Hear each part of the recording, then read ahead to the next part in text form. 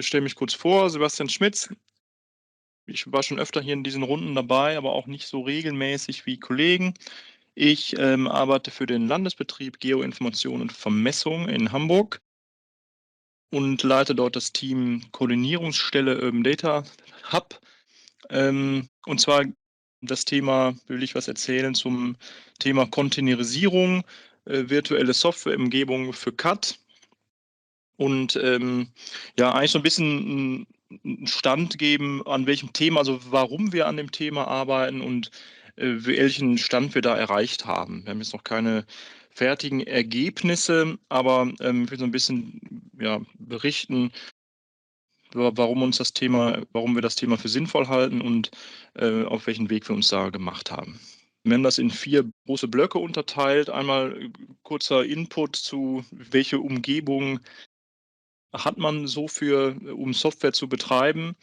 Wie hat sich das entwickelt? Dann will ich ein bisschen erklären, die Kubernetes-Plattform. Das ist eine Plattform, um, ja, am Ende Container zu verwalten und effizient zu betreiben. Und dann will ich die Vorteile aufzeigen von dieser Art und Weise, Sachen zu betreiben, ein paar Nachteile. Und dann will ich, ja, einfach 'n Stand geben, an welcher Stelle des Weges wir uns da befinden und da ganz spezifisch eingehen auf das Vorhaben Containerisierung der Urban Data Plattform in Hamburg.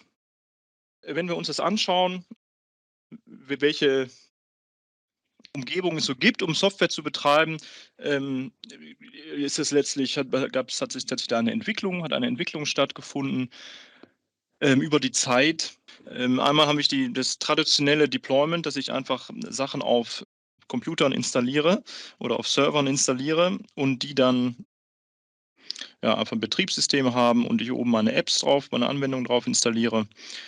Da ist das Problem, dass sich die Sachen am Ende in die Quere kommen können. Ressourcenzuteilung können nicht so richtig fix vergeben werden und, ja, ich habe viele Querabhängigkeiten zwischen den Sachen, zwischen den Anwendungen, die alle auf demselben Betriebssystem laufen. Dann gab es den Schub der, Virtualisierung sozusagen, dass, virtuelle Maschinen erzeugt werden konnten, so, die auch auf einem, Betriebssystem laufen, die dann so eine Zwischenschicht noch hatten, oder haben und, die dann beinhalten auch ein komplettes Betriebssystem, und oben drüber dann die notwendigen Anwendungen, die ich gern betreiben will.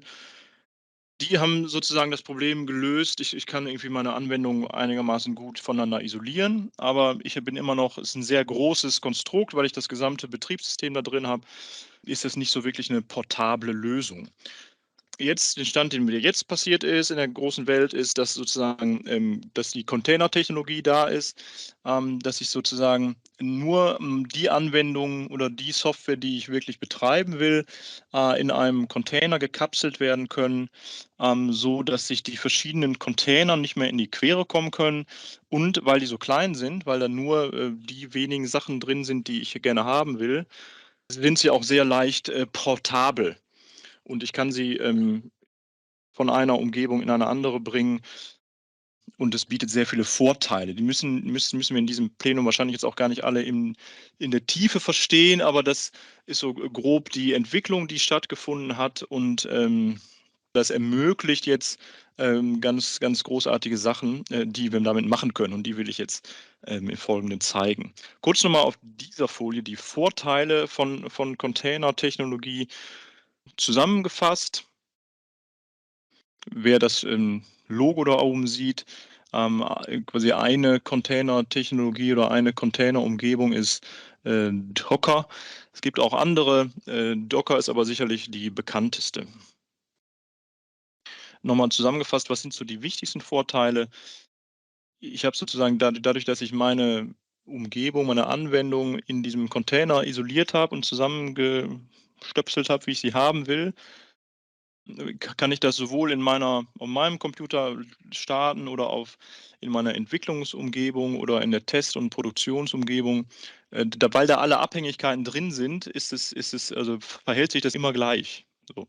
Das ist eine große Stärke davon. Deswegen kann ich die, zweiter Punkt da, sehr einfach zwischen verschiedenen Umgebungen hin und her shiften. Ja, ich kann das in irgendwelchen Cloud-Umgebungen starten und benutzen und das macht mich sehr flexibel. Und ich kann mit Containern, meine Anwendung quasi schnell und oft erzeugen, und die dann, in der Umgebung meiner Wahl wieder ausführen und bereitstellen. Und es gibt auch viele weitere Vorteile, müssen wir aber gar nicht ins Detail gehen. Wir sehen also Container, da kann ich irgendwie Software reinbringen und das kann da drin gekapselt und isoliert werden und ich kann das überall ausführen, betreiben. Das Einzige, was ich brauche, ist so eine Container-Runtime, die kann ich aber ja kriegen. Was mache ich jetzt mit all diesen Containern, die irgendwo rumliegen und laufen? Da hat sich jetzt eine, weitere Entwicklungsstufe ist da erreicht worden. Wenn wir hier auf der linken Seite sehen wir hier jetzt noch mal diese beiden, Stufen, ne, Virtualisierung, Container. Wenn ich jetzt ganz viele Container erzeugt habe, zum Beispiel von meiner Urban Data Plattform oder von irgendeiner anderen Anwendung, die ich betreiben will, stellt sich die Frage, wie kann das, gemanagt werden? Wie kann das verwaltet werden? Was ist, wenn so ein Container doch mal kaputt geht? Startet den irgendwer neu? Wie kann das alles ablaufen? Wie kann ich vielleicht hochskalieren und so weiter? Und, um den Betrieb von Containern zu vereinfachen oder effizient zu gestalten, gibt es ein großes Open-Source-Projekt, das heißt Kubernetes.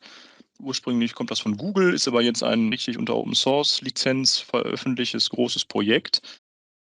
Und das ist eine Open-Source-Plattform zur Verwaltung von containerisierten Arbeitslasten und Services, die sowohl die deklarative Konfiguration als auch die Automatisierung erleichtert.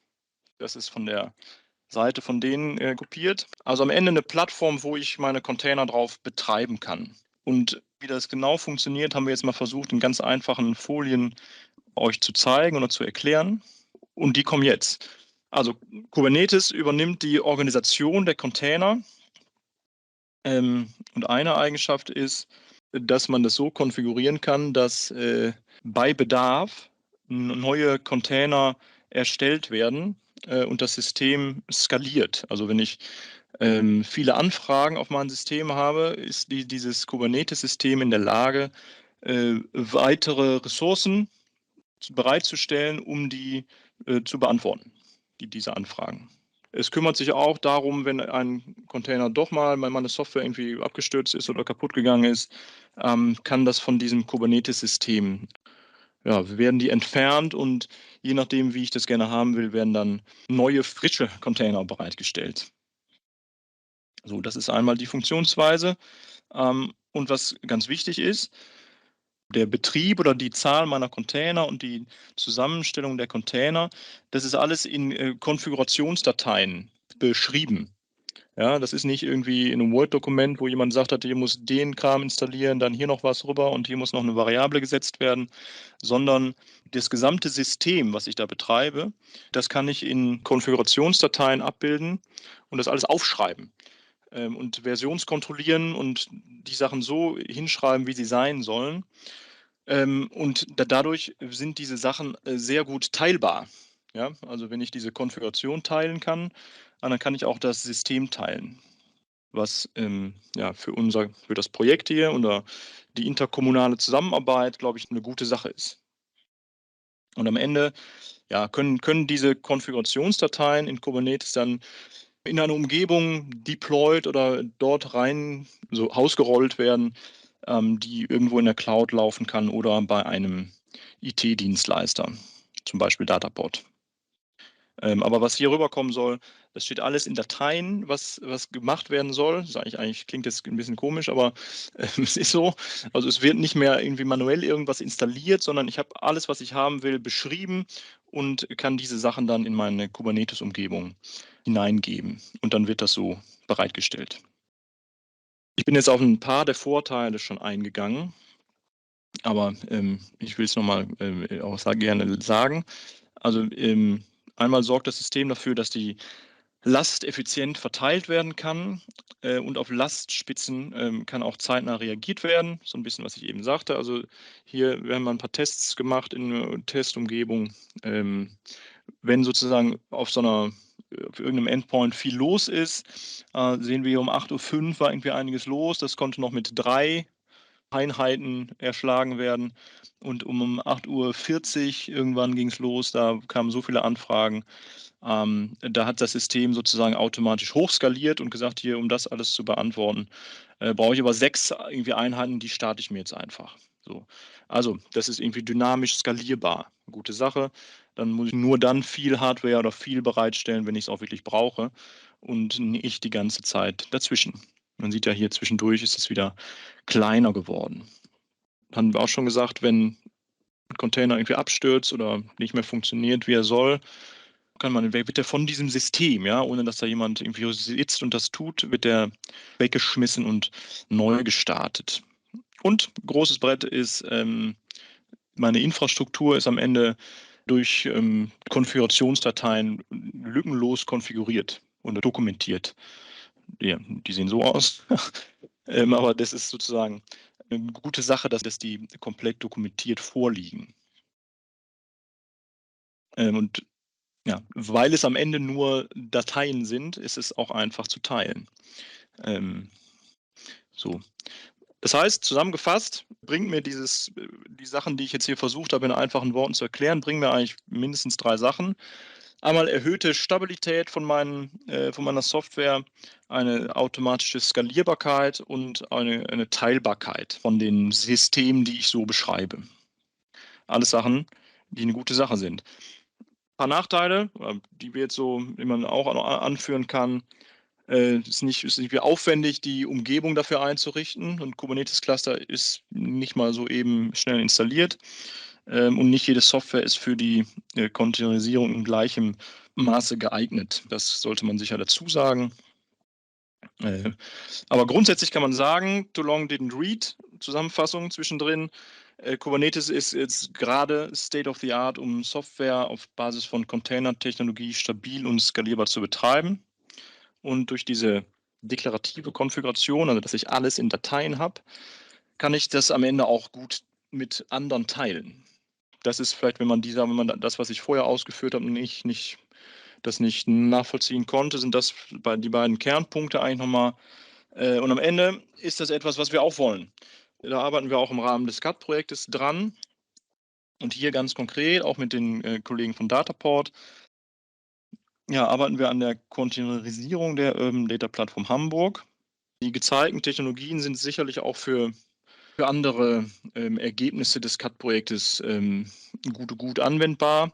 Aber der Fokus, den wir jetzt hatten, haben, ist die Containerisierung der Urban Data Plattform in Hamburg. Genau, und da will ich jetzt ein bisschen drauf eingehen.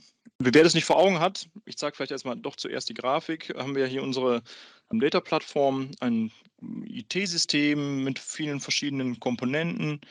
Das will ich jetzt gar nicht hier im Detail irgendwie beschreiben, dafür würde ja die Zeit auch wahrscheinlich gar nicht reichen.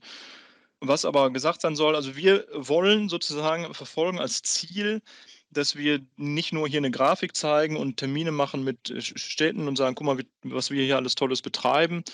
Könnt ihr doch so ähnlich auch vielleicht aufbauen oder ihr könnt davon profitieren, was wir schon gemacht haben. Wir können euch beraten und irgendwas erzählen“, sondern am Ende wollen wir diese Architektur, die wir hier sehen, als Konfigurationen, ja, bereitstellen, damit die in irgendeinem Kubernetes-Cluster, Kubernetes-Umgebung genutzt werden können. So. Und da arbeiten wir gerade dran. Und die grünen Komponenten hier jetzt, ja, die sind sozusagen schon containerisiert oder die haben wir gleich containerisiert aufgebaut. Und die sind so ein bisschen das Vorbild am Ende. Auch für die Sachen, die jetzt noch in Gelb sind und auch für die anderen Ebenen, die wir hier in der Infrastruktur der Urban Data Plattform haben. Was sind diese grünen Sachen? Also welche Komponenten haben wir schon containerisiert? Da will ich noch mal kurz drauf eingehen. Das ist unsere Echtzeitdateninfrastruktur, die am Ende jetzt auf Open Code verfügbar ist, mit einem Helm-Chart, also mit vielen Konfigurationsdateien, die da liegen. Und die wird das auch evaluiert, sozusagen, ob das nicht etwas ist, was in Leipzig und München nachgenutzt werden kann. Das ist dort noch nicht abgeschlossen. Kann auch sein, dass es auch Gründe gibt, die dagegen sprechen. Aber Ja, ist auf jeden Fall so konkret und, so, dass es da gerade evaluiert wird. Kollegen sind ja sicher auch da, können ja nachher noch mal auch was dazu sagen. Was wir jetzt machen wollen, ist weitere Komponenten der UDP, in diese Kubernetes-Umgebung zu bringen. Und am Ende ist das Ziel, dass wir das alles, so wie jetzt die Echtzeitdateninfrastruktur bereits da ist, dass wir die, Data-Plattform auf Open Code bereitstellen und man das da sich runterziehen kann und wenn man grade ein Cluster zur Hand hat, das auch dort, dann rein deployen kann und natürlich noch seine eigenen Daten dazu bringt, integriert, aber dass das System sozusagen schon da ist oder nachgenutzt werden kann. Das war jetzt alles theoretisch. Ich würde jetzt noch einmal in den verbleibenden Folien auf die Echtzeitdateninfrastruktur eingehen, und dann noch mal die Vorteile versuchen, ein bisschen plastischer zu machen. Haben wir gesehen, die grünen Sachen sind schon erledigt, die gelben Sachen sind gerade in Arbeit, sind wir gerade dabei, das zu erarbeiten. Die Hamburger Echtzeitdateninfrastruktur, na ja, besteht ja auch aus verschiedenen Komponenten und vor allem am Ende kommt da irgendwie eine API raus, Schnittstelle raus, wo ja, in Echtzeit Daten drüber transportiert werden. Und die werden hier jetzt 2 Beispiele. Das eine sind, Verkehrszählstellen hier in der Mitte, die Grafik, wo quasi eine lange Zeitreihe oder eine Tageszeitreihe jetzt in diesem Fall dargestellt wird, von Zähldaten. Wie viele Fahrräder sind durch einen bestimmten, Zählquerschnitt gefahren. Und, das andere Bild da hinten, auf der rechten Seite sind, die Lichtsignalanlagen, die Ampeln, die wir ja auch über diese Infrastruktur bereitstellen, und dann hier im Masterportal visualisieren. Dieses Ergebnis zu erzielen am Ende, dass diese Daten da integriert werden können, da ist ja auch einige Datenpunkte, die da zu verarbeiten sind und viel, Traffic auf so 'nem System. Haben wir das sozusagen so aufgebaut, dass wir haben wir das skalierbar aufgebaut. Und das will ich einmal hier in dieser Folie zeigen, was das genau heißen soll. Die kleinen blauen Sachen, die jetzt kommen, sind irgendwie einzelne, äh, Services, die in diesem System, benutzt werden oder zur Verfügung stehen. Und die sind jetzt hier in so einem Kubernetes-Cluster mal, dargestellt. Das soll das darstellen da, diese Grafik. Und, wenn jetzt wenn ich irgendwie viel Traffic erwarte, kann ich das so ein bisschen hochskalieren. Das System macht das irgendwie eigenständig, je nachdem, wie viel los ist, geht es rauf und runter. Und es ist auch in der Lage, wenn sozusagen richtig viel los ist, kann es dann auch zusätzliche Knoten erstellen in meiner Cloud-Umgebung und da weitere Komponenten hinzufügen. Und wenn der Traffic oder das Interesse nachgelassen hat, verschwinden diese Knoten wieder und man ist zurück auf, seinem normalen Stand. Kurze Animation. Und das sieht jetzt hier auf dieser Grafik sehr vereinfacht aus. In Wahrheit ist das natürlich irgendwie ein komplexes System, damit diese Daten da alle gut und richtig verarbeitet werden können. Das sieht zum Beispiel so aus, ja? Das muss man jetzt auch nicht verstehen. Aber es soll nur zeigen, das ist ein komplexes System. Das, was in diesem roten Kasten ist, haben wir sozusagen jetzt in Kubernetes abgebildet. Wir hatten ja gesagt oder gesehen, dass quasi eine Eigenschaft von der Migration nach Kubernetes ist, dass dieses komplexe System ist am Ende beschrieben. Also, es gibt eine Konfigurationsdatei oder mehrere Dateien, die dieses Gebilde hier, so wie das alles miteinander, interagiert, welche Pfeile da wohin zeigen, das ist sozusagen hier in solchen Dateien beschrieben. Diese Dateien haben wir für die Echtzeitdateninfrastruktur auch veröffentlicht, auf Open Code hier verlinkt, gibt's das. Und, am Ende, auch wenn das jetzt wahrscheinlich jeder Entwickler, mir um die Ohren hauen würde, aber um es mal plastisch zu sagen, würde man sozusagen statt diesen Kram hier händisch irgendwie zu installieren und zu gucken, dass das alles richtig ist, würde man jetzt, wenn man also kann man jetzt sozusagen die Dateien, die wir bereitgestellt haben, sich von Open Code runterladen einige Konfigurationen vornehmen, ja, das muss man schon noch tun. Und dann kann ich auf meiner Konsole, die mit diesem Kubernetes-Cluster redet, einen Befehl ausführen, der da steht, Helm install, und dann soll er diese Konfiguration da halt installieren. Und dann habe ich sozusagen, dann habe ich dieses komplexe Gebilde hier installiert. Und das ist ein, ja, ein großes Versprechen, das etwas, was wir gerne auch für die Data-Plattform insgesamt erreichen wollen.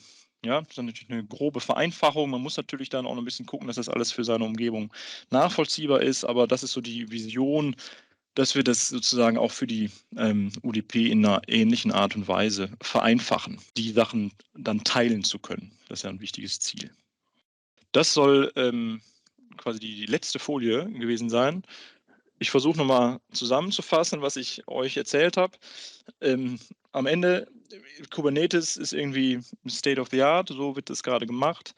Riesiges Universum, viele Firmen, viele Tools benutzen das und stellen die ganzen Services bereit, die wir so kennen. Wir erreichen damit irgendwie Stabilität für unsere Systeme, Skalierbarkeit für unsere Systeme, und weil das auf diesem Ansatz dieser deklarativen Konfiguration aufbaut, ist sozusagen ein Ergebnis auch gleichzeitig die Teilbarkeit von diesen Systemen. Und das ist ja ein großes Thema im Projekt. Für die UDP sind wir gerade mittendrin, Work in Progress, die einzelnen Komponenten da umzuziehen. Werden das kommendes Jahr auch mit Dataport wieder weitermachen und wird uns aber, denke ich, auch das Projekt über noch begleiten, dieses Thema. Und das große Ziel ist am Ende, die Hamburger Urban Data Plattform, ähnlich wie wir es jetzt schon mit den Echtzeitdaten machen, auf Open Code bereitzustellen. Damit möchte ich schließen und bedanke mich für die Aufmerksamkeit.